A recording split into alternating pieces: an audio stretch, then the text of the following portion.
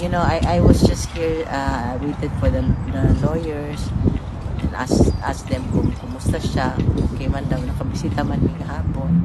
And we continue to pray. Kabalo ko, di tapos sagdan sa Ginoo. And we continue to support him.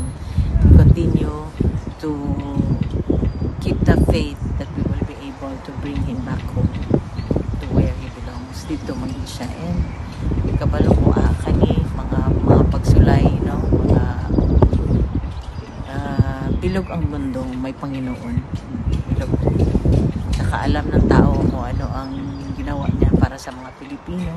Ako alam ko personally because there were instances when he was president, hindi nyo alam yan, na almost hindi siya makalakad kasi tinamaan siya ng COVID, but we have to keep that from you.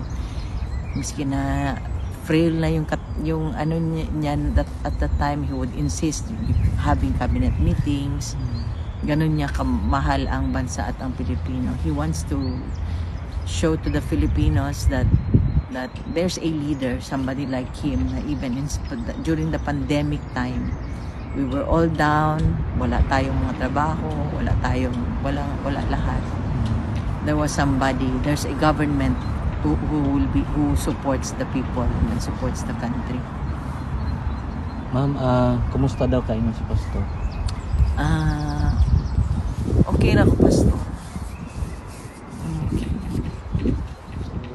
Kami taga QJC with Pastor, namin kami sa inyo. I can only trust you guys. Thank you, ma'am. May trust issues ako even before, so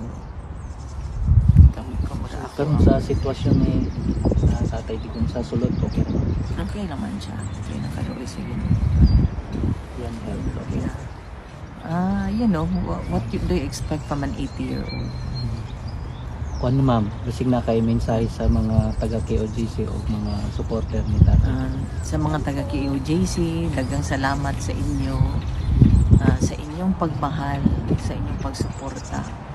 Kabalo ko, in spite of what happened sa inyo, you continue to be with us during, especially at this time, sa among pagsulay. And to all the supporters, I hope and pray na itabuon lang sa pagsuporta, pagampo, kay wala gyud imposible sa Ginoo.